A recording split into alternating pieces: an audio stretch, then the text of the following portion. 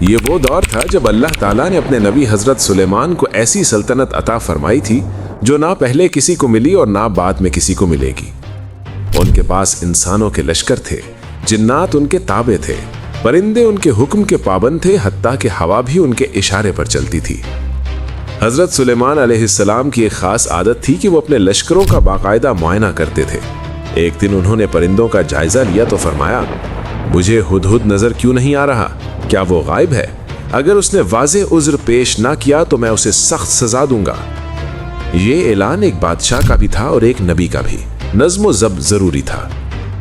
ہدہد کی واپسی اور حیران کن خبر۔ کچھ ہی دیر گزری تھی کہ ہدہد حاضر ہوا۔ اس نے ادب سے عرض کیا، اے اللہ کے نبی، میں ایسی خبر لایا ہوں جو آپ کے علم میں نہیں۔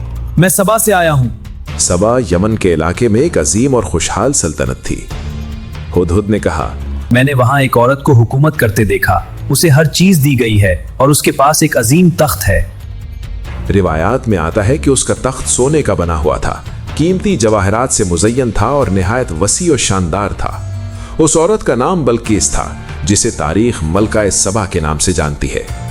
لیکن اصل مسئلہ تخت یا دولت نہیں تھا۔ ہدہد نے آگے کہا، میں نے دیکھا کہ وہ اور اس کی قوم اللہ کو چھوڑ کر سورج کو سجدہ کرتے ہیں۔ شیطان نے ان کے اعمال انہیں خوبصورت بنا کر دکھائے اور انہیں سیدھے راستے سے روک دیا، اس لیے وہ ہدایت نہیں پاتے۔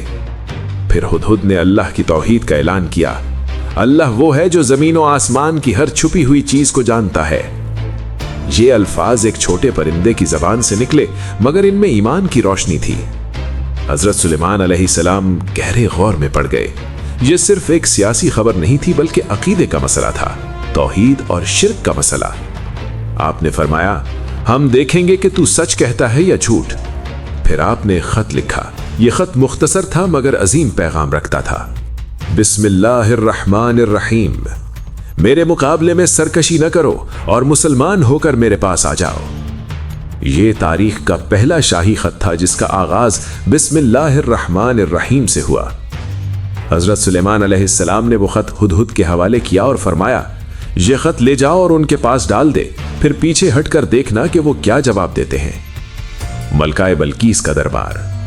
ہدہد ہزاروں کلومیٹر کا سفر طے کر کے سبا پہنچا۔ ملکہ بلقیس اپنے شاندار دربار میں اپنے عظیم تخت پر بیٹھی تھی۔ اچانک آسمان سے خط آ کر گرا۔ ملکہ حیران رہ گئی۔ اس نے خط کھولا، پڑھا اور اس کے چہرے کا رنگ بدل گیا۔ اس نے اپنے درباریوں کو بلایا اور کہا، اے سردارو، مجھے ایک عظیم خط ملا ہے۔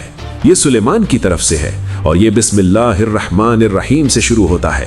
اس میں لکھا ہے کہ میرے مقابلے میں سرکشی نہ کرو اور مسلمان ہو کر آ جاؤ۔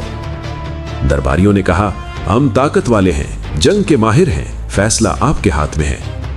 یہاں ملکہ بلقیس کی حکمت ظاہر ہوئی۔ اس نے کہا، بادشاہ جب کسی بستی میں داخل ہوتے ہیں تو اسے برباد کر دیتے ہیں اور عزت والوں کو ذلیل کر دیتے ہیں۔ وہ جنگ نہیں چاہتی تھیں، انہوں نے پہلے حالات جانچنے کا فیصلہ کیا۔ تحائف اور سلیمان کا جواب۔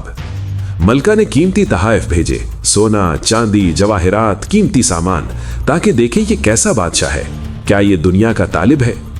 جب یہ تحائف جو حضرت سلیمان علیہ السلام کے پاس پہنچے تو آپ نے فرمایا، کیا تم مجھے مال سے مدد دینا چاہتے ہو؟